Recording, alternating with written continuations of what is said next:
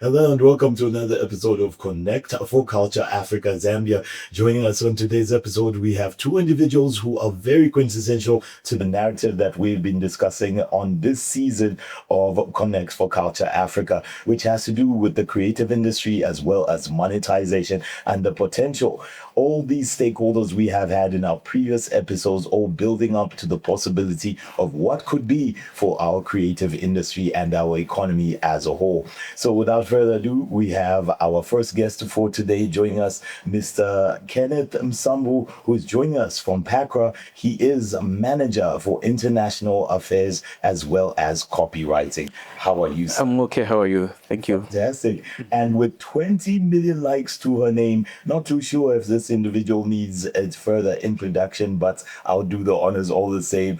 Teresa, content creator, comedian, and super talent extraordinaire. Thanks for joining us today. Thank you. Thank you so much for having me. Such a pleasure, such a pleasure. So when it comes to, of course, the creative industry, both of you are very quintessential in the conversation. When it comes to your organization as PACRA, it is very interesting because, of course, policymakers as well as ecosystem enhancers, so to say, but also you who lives there on a daily basis and creates on a pretty much everyday basis to make sure that this now becomes a career and more than just a passion. Yeah. So we'll be talking about that, the monetization aspect behind it, but also we'll be talking about the ecosystem and the environment for our creatives and where they fall and how they can get close to monetizing and maximizing that. So we'll start with you, Mr. Msambu. Let's talk a bit about the space in general, where our creatives find themselves. Because, of course, being under our nation's laws and the opportunities that Zambia avails a creative such as Teresa and her colleagues, where are we with regards to maybe international agreements, international standards? Because this does fall under your policy. Where are we when we look at the rest of the world and the opportunities those creatives have? Thank you very much.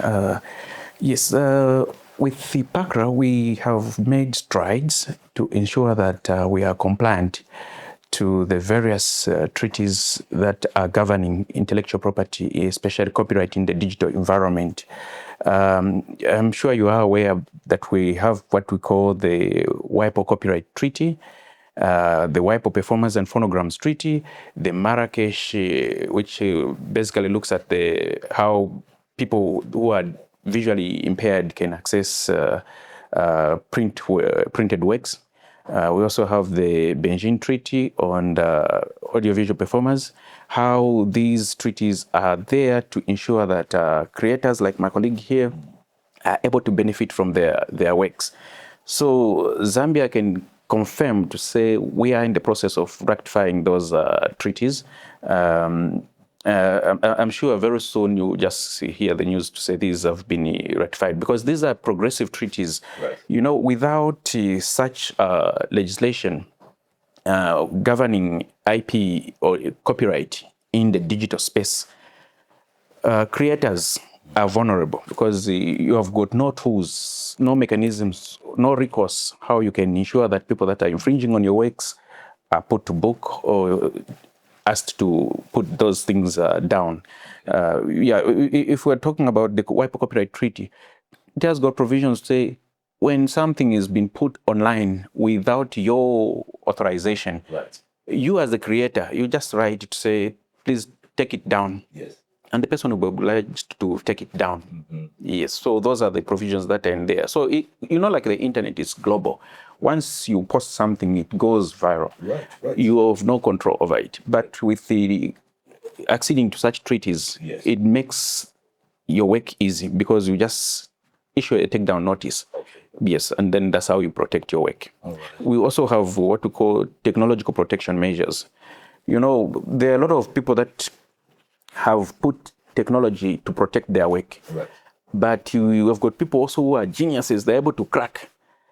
Now imagine if such are not protected. It means that people will just be there. You put this today, another person cracks it. Yeah. But when we've got anti-circumvention measures in the law, you find that such people who are doing it, they are committing a crime.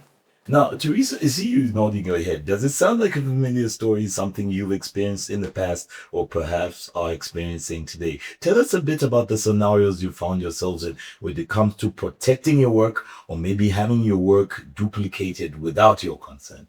Okay, so protecting my work, 0%. Not that I want to, but the procedure or the knowledge or how to protect my work is a challenge. And I think that's what we need as creative. We need to learn on how to protect our work. Because you find that Zambia has a very small population compared to other countries like Nigeria and other things. And then you find that I'll do something. It won't go as viral as it can go somewhere else. So I would do the work. I will do the thinking. I will do the acting and editing and everything. Then somebody will be there in the comfort of their home. They see, oh, I like this. I can also do it. Then they'll crack it. And the people that have not seen yours first, they'll come back and attack, say, hey, this is what. But you are the original owner. And in a situation where you can't even protect your work, it's really hard. It's depressing and demotivating at the same time. And it happens more frequently, and not just outside. Even here, we have our own people that will just steal your whole personality. Yes. Everything that Teresa does, they do. Everything. You find that even people are tagging you that, no, look, this one, and wait, let me even say it, we don't like it. Unless if there's acknowledgement saying, okay, I got inspired by this person, not like you're acting now like you are the owner. Yes. No content creator likes that. Okay. Even when you tell, come and get your sister, come on. We don't like that because you're trying to ride on my work. Right. Yes. Yeah, you're eating the bread that you did not sweat for. Yeah. And then I think lies the concept of intellectual property. Perhaps we should start from there, Mr. Nsambu. When we talk about intellectual property, how Teresa has described it, it is your work, it is your property. It has to do with the concept of ownership. Where are we as creatives with even defining ownership behind the same work that she has put on? Yeah. How do we label ours? Thank you for that. You are right. Intellectual property confers the exclusive right to a creator to exploit that work.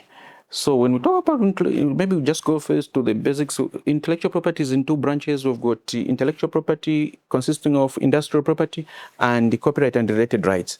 So you'd find that how these are giving the rights to the creators is for a creator, first of all, to understand, say, I've created this, it's property like any other. You are supposed to earn from it. Yes. Now, if somebody she has created, I start doing the same that she does, I'm basically infringing on her rights. She has got every right to stop me from exploiting her intellectual property. So the legislation is the starting point. Our copyright provides a voluntary registration system, a voluntary and deposit system where you come voluntarily to register and deposit a copy to say this is the work that you have done. Okay. Let me be quick to mention that copyright is automatic upon creation. Okay. Meaning the moment you just create, content creator, you come up with a joke, those are called pantomimes. So you've got the protection already because you are able to prove, to say, I'm the one who came up with this first. I like that line you brought where you say you're able to check the timeline. When did you post? You find that you posted maybe 5 hours earlier. Then this other person is 2 hours. So who has copied from the other? Okay. You're able to deduce from that. Yeah, so copyright basically will give creators the exclusivity to exploit their work. Yes, and they are recognized as such. Okay. How long does a process like that take and what does it entail? You have talked about the fact that as an entity, Papa has opened its door to the public, but what does that process actually involve? The process for registering or acquiring a copyright certificate just starts with you downloading. There's a form, and when you just go to forms on the PACRA website, copyright. So you download that form, fill it in, and there's a fee of 500 kwacha. You also attach the work that you have created. and then you just bring it. Within 5 working days, you should be able to have your certificate to say this is your registration.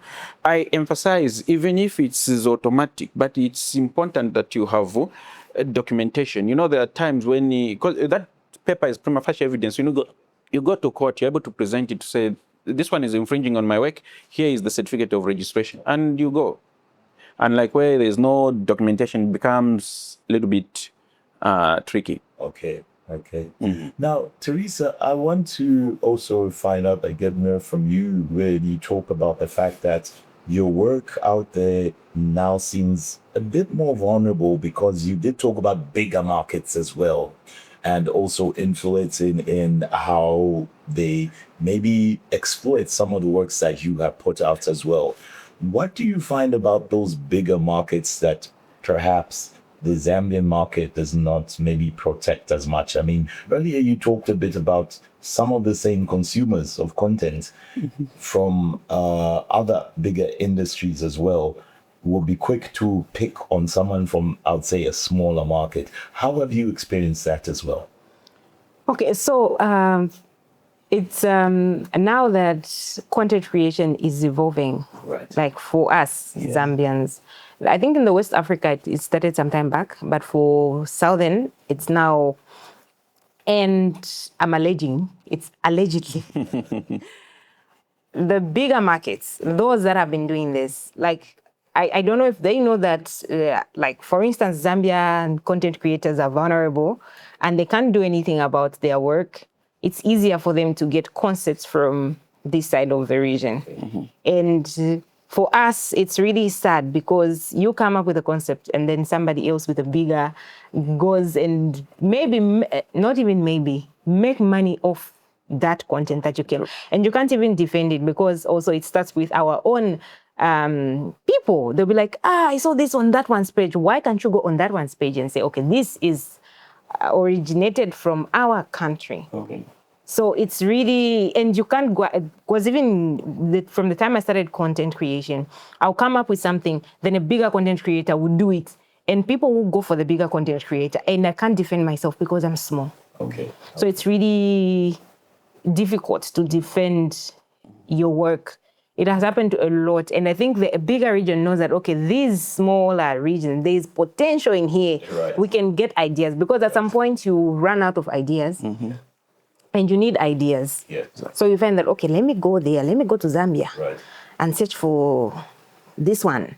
I think I can get some ideas from this person. Okay. Yeah. Now, when we talk about that as well as monetization, because it boils down to that, the stealing or not appreciating of content comes down to a value conversation. How generally, from your position right now in the Zambian market, do you manage to monetize off the content that you create?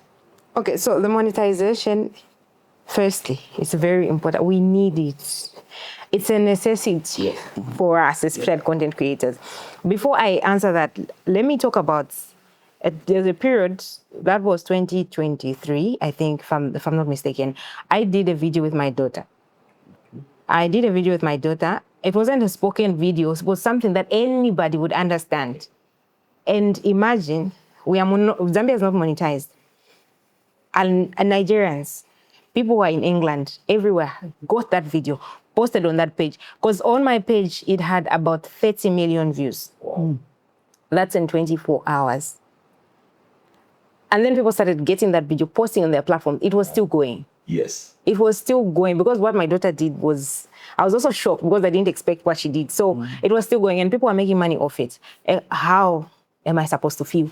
Yeah. I can't make money off it, but other people are making money off it. Okay, so when you talk about monetizing, perhaps you can break it down for the layperson and you say monetizing on the digital platform as well. What does that translate to? Is that money you're getting per view, per click, or how does that usually work out or translate? And if so, why isn't Zambia able to utilize that same method? Yeah, so it's the digital monetization. So there's monetizing your work through ads and digital monetization. So that part is digital monetization because then I was doing a lot of research and our country is not eligible for monetization.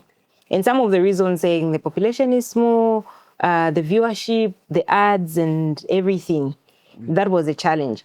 And other countries that were monetized, like the video was going. So I knew in my head that this one is making money off it per view. They're getting this much because we do all that research. Like per view, it's this much. So if you have 1 million views, it's this much you're making. Right. So I did all that research and looking at me who's making zero money and another person is making a lot of money, because some it would go even up to 40 million views. Because I would check if it goes, because people would tag me, Teresa, you're trending in this country. Right. You know how we get excited, Teresa, Kuchalo. Yes. So when I check, I'll go and check the views. And I know that, okay, this person is making money off this. Okay. Some are even reposting. Like, they'll repost the same video. After some time, they'll repost it. After some time, they'll repost it. And it will still go. And I feel, I don't know how best, because we've been fighting this monetization for a long time, how best the government can come in, because it's depressing. Content creation is a full-time job. Right. Like for me, I'm a professional teacher, but I put my career aside because content creation is now my work. And it helps a lot of young us youths from a lot of things, because you're going to put most of your time in creating content, thinking of ideas, shooting, editing, and putting it out there. Previously, would have taken an entire crew. With technology, you're able to do this from your own passion, your own efforts. Yes, and you just need a smartphone. Yeah. And you don't need an expensive smartphone for you. You need, sometimes it's not the quality. Yes, the quality is important now as you're evolving. But when you're a startup, it's the content that you're going to put out is what's going to attract numbers. So now imagine if we are monetized, it will motivate even more youths. We'll stop even complaining about, no, I'm not employed, because I graduated in 2017 and I stayed up to 2021. Yeah. I didn't have a job. I was just doing private schools and things like that. But when I started doing content creation, I don't even think of going back. I don't think I'm going back. That was solid income, you know, and once again from your time and your hard work. Yes. So when we talk about monetization, sir, what does Zambia need to do to get in on that conversation? It's not the first time we've heard creatives feel as though they have got this barrier to entry from what is a global market for Zambian creatives to step in the ring. What needs to happen? Thank you. What needs to happen is to ensure that, firstly, we have got an enabling legislation. Yes, the laws that are there, are they responding to what is obtaining in the digital environment? We also need to have a secure payment platform system. Yes, mainly those that are doing what do you call it, that have been monetized. You find that there's a proper payment system where it's not that the money will go to a wrong person, because you know, like these big corporations, they don't like legislation and litigation. Yes. Where her content has been stolen because our laws are weak. We keep on arguing forever in court to say, this is my work, this is, you know, they want things that are clear. To say, okay, this is your work, you are clearly identified, you say you are the owner. When you click online, it's able to come to you, say, oh, this is your money, Teresa. And that's how it's supposed to be. Also, like she alluded to, how big is the advertising market? When she puts out that content, how many companies in Zambia are able to advertise on the platform, so that once that advertising is there, what those multinationals are getting is something now remains, which goes now to the creator, the owner of the page.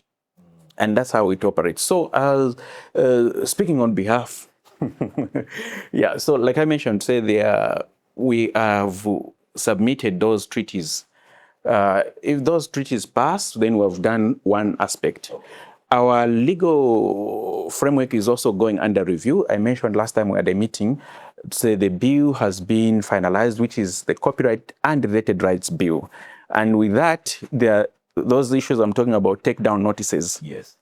Yeah, it addresses copyright in the digital environment. Yes. So meaning anything that is there is legit. So the copyright, the bill is there now to put sanity into the market, because you just at the click of you're just a mouse, you take down this is not. I did not authorize you to post this, and it empowers the content creators to have ownership of the copyright. Yes. Yeah. So, and when we are compliant with the other countries, like we keep referring to Nigeria, we are compliant with other countries. Even Nigerians will be now under an obligation to say, let us protect the work originating from Zambia, because why? Zambia is a member of the WIPO Copyright Treaty. Right.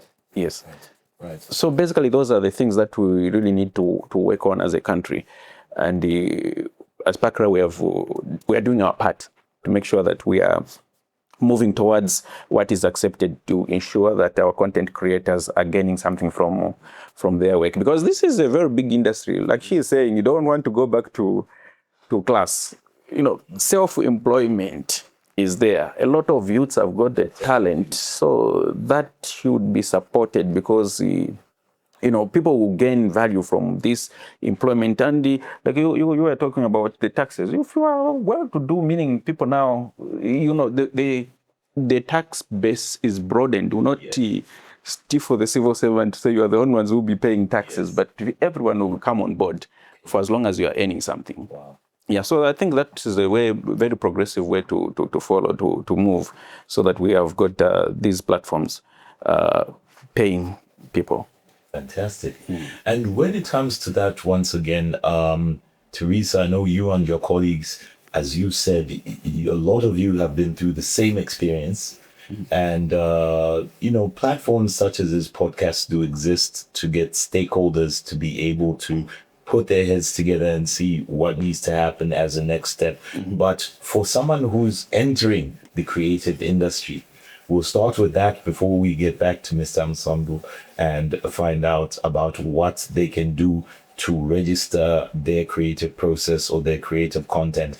But what would you say to the young creative, the day one creative?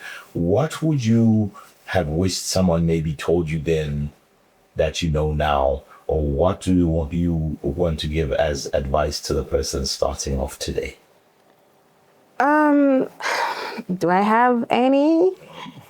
Because, okay, maybe one would be, if I wish somebody told me that I shouldn't be excited if a bigger brand posts my content like, oh yes, I'm kindly trending. I wish that's not something that is exciting, because they're riding on my work. Okay. Yeah, and I think most of the wish that I have is for our government and the copyright and everything. So if I'm allowed, I can say it. Like, for instance, of putting copyrights on my work, like as a creative, it's different from artists like musicians. Musicians, they can go and pay for the put copyrights on their song, and it can be playing for years and years. But for content creators, it's a little bit hard. I don't know how best they can help us, because you cannot manage to be paying 500 for each and every content, because you find that in a day you make 4 different content, and it's different characters, and tomorrow again you make another 4, and the other day, so now that's like 500, and they just don't come at once. Right. And sometimes you can write them there, but as you go, they lose value. Some new ideas coming, so now you find that you've paid for those and you won't even use some of them, then new ideas coming. So it's really challenging, because for content creators, our pages, like Zambia is not monetized. So we look for clients through our content. And so you come up with different ideas. So from all the ideas, you come up maybe with 100 ideas. Okay. It's only one idea that is going to bring a client. Okay. And you have to make sure that you prove to the client that either stay or go. Okay. So it's really, there's a lot that we need help from. But I think if we're monetized, you can have a problem paying, because you know that, okay, if I get 100 views, I'm going to make money off it. I can just remove the 500 and then, yeah. All right. Well, that's actually very interesting. And when you talk about, once again, we have talked about the mechanisms available that PACRA avails to the content creative. We have talked about the fact that even today you can download the form and you can start the registration process. But I think what Teresa brings up is a very interesting dilemma for creatives, you know, where it's not a 9 to 5. The creativity comes, you know, at these various waves at a time. How then do you suggest that one can maybe collect a body of work and then submit, or what sort of advice would you give to one in the creative industry where you cannot just say, oh, this was my work on Monday from 9 to 5, I clocked in, where it's an industry as dynamic as what Teresa has described? What would you advise? Thank you for that. I think my advice would be, first of all, you really need to identify your IP works. So you start with your name. Yes, you register that name under trademarks so that nobody else, you know, because people are crafty, you have built yourself, and then I quickly go and register, I come and tell you to stop because I've registered it. Yes. And then you're obliged to stop. So you start all over again creating the numbers, which is not really good. We've seen it before. Yes. Yeah, so I also mentioned to say copyright is automatic upon creation. Okay. What I would advise is where you put, you know, because those pantomimes, they're spontaneous. You know, you come up with this, a lot. So once you have done those, put them on a flash, come and do the registration. One-off thing, like you are saying, it's not everything in there that will come, will see the light of day, but at least you know that you have registered, you are known to say these are your works. In case of a dispute, like the advice where you said starting with a name to say these are the works of exactly. she as a creative. Yes, because people have become so clever. They still. I know, but you are not ready to let go of the name. Right. So you would rather part away with the money. You said, "Oh, let me maintain the name. Here is the money, and off you go," which is not a good thing. But please, everything starts with understanding intellectual property. Once we have understood intellectual property, then we know how to protect our works, so that whoever. Just that knowledge to say this person understands IP is enough deterrence, because they know, say, oh, we use Stingambele. If we steal from this one, they understand IP, they will be able to take us on. So as you grow, please consider those moves. Yes, more especially protecting your name under trademarks. So trademarks, the differentiation from copywriting as well. Trademark, is that a longer process than copywriting? Because copywriting, you did say, is definitely upon creation, upon conception and creation. Trademarking does seem a bit more technical. Perhaps you can break that down to us as well. Thank you. With trademarks, the key is on submission. You know, there's what we call priority. So if I've submitted today, what time is this? 11:58. When you come to PACRA, we'll record, say, what time was this application submitted? 11:58. Anybody that comes 11 or 12 hours, priorities to you who came at 11:58. So you go with the rights, you'll be the one that will be registered. So even if the process takes long, yes, the key is on the submission date. Okay. So the process, there's the 2 months mandatory for advertising in the IP journal, to give people a chance to oppose, to say, no, we do not want. Yeah, with copyright, it is life plus 50 years. So life of the author, and then 50 years after the author passes on. Interesting. Yes. So that's the length of time that is granted. Okay. And you know, another thing that has been spoken about, and I think from both sides here, is the fact that we are under, I would say, unprecedented times with the digital space, whereby a lot of the laws that we are looking at have been in place for maybe more traditional outlets. Exactly. But this seems to be an evolving conversation where your work can be in Finland tomorrow quicker than it would be the author who wrote that book 60 years ago. So with regards to that and the evolving conversation, what does Zambia do in order to position itself for what is a constantly dynamic conversation at a global scale, especially through urbanization and tech? Yes, so what the country needs to do, technology is evolving almost every day. We are the culprit when you say the law that we're using, the analog. Our act is 1994. Yes, so you can imagine 1994 to date how much technology has moved. We are living like in the past in terms of the law, whereas technology has really moved on. So as a country, we really need to be amending our laws frequently to respond to the emerging technologies. Currently, we are now dealing with the AI-generated content. How do we address that? So those are things which we really need to put in place to make sure that our act keeps on evolving in tandem with the technology, instead of living in the past. Right. Now, as Connect for Culture Africa Zambia, one thing we have emphasized on this podcast and these sit-downs is it is a two-way conversation with multiple stakeholders as well.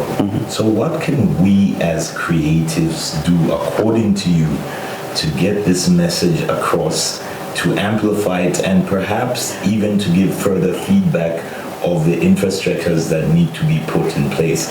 Is there a need for us to also amplify to our colleagues through these that would really like type of platforms or whatever? That would be appreciated. What can we also do to add on to this conversation? You are supposed to be carriers of the gospel. The gospel was in IP. Very few people know about IP protection. So you being partners, you ensure that wherever you go, this message is cutting across, because not many people are aware about the available channels, about copyright protection, the measures that you can take in case somebody is infringing on your work. For instance, we've got the IP police, intellectual property unit under the Zambia Police Service. Their role is there to investigate crimes that are happening in copyright or in other branches of intellectual property, so that people are brought to book. So once this information goes out to the people will be able to know, to say, oh, this is how to go about it. I like the point that she brought when she was saying the things that I wouldn't do, where you find some big artist is resharing your work, you are happy sharing, but that person is now, they are monetized and they are earning from your sweat. Imagine. You'll say, oh, I'm able to associate with those big people. Yes, as a brand, you have, the status, but that person is after them. He's seeing the money, which you, the artist also in Zambia, must see and ensure that the money comes. So this is how we need to move. You people, you are better placed to push for certain things. Want this amended ABCD, you talk about those, and they definitely, government is able to listen, and there are things that have happened that government might not even be aware, because you are industry players. You are in the industry, you deal with these things on a daily basis. You bring them to the attention of the people in authority. Oh, this is how we want to move. And then people will know, say, okay, this is the direction to take. Yes, unlike where it's just one-sided. Say, this is what we want for the industry. No, it cannot be like that. It has to be both ways. The industry must give feedback to say, this is what we want. And then the other side listen to say, oh, this is what we need to put so that the industry benefits. In Malawi, the time of COVID, because they've got private remuneration levy, private copy levy, where she's a content creator. For as long as a phone has been bought, you pay a levy, which will go to compensate her. Copyright allows for private copying. You copy. So any gadget that is capable of using copyright works, you have a scanner, a camera, a photocopier, all those, they use copyright works. So if you have got a levy placed on those, these who can even go to sleep, money will be coming. Artists in Malawi, that's what was happening. Right. Where COVID, entertainment, nature industries were closed, but them were earning through the goods that were entering. Exactly. Okay. Exactly, and that's how it happened. So we are moving in that same direction to ensure that whatever is produced in the country, consumed in the country, people are able to pay, ZRA is able to get a levy from that and compensate the right holders. Right. Well, it is definitely a dynamic conversation. It is. It also appears that there's so many ways to skin a cat, as they say, but it's about tailor-making it what works for us Exactly. as Zambian creatives, and also, once again, involving us in that bigger global conversation. So it's conversations that we look forward to carrying forth, but for now, I know it's not the last of this conversation, and I'm sure we're going to see this also trending around the social media spaces and also generating a lot of comments as well. So for now, I will give you your space, but this is an evolving conversation that I think is very, very crucial to creatives, to the general economy, and indeed to the future and preservation of our culture as Zambian creatives as a whole. So we do thank you so much, Teresa, and we thank you, Mr. Msabu. I'm so grateful that you invited me to be on the program. Thank you. We know you've got a lot of creative work to get up to. So we will release you for now. But thanks for joining us for this episode of Connect for Africa Culture Zambia. Thank you so much. Thank you. Thank you. And keep creating. Thank you so much. Thank you.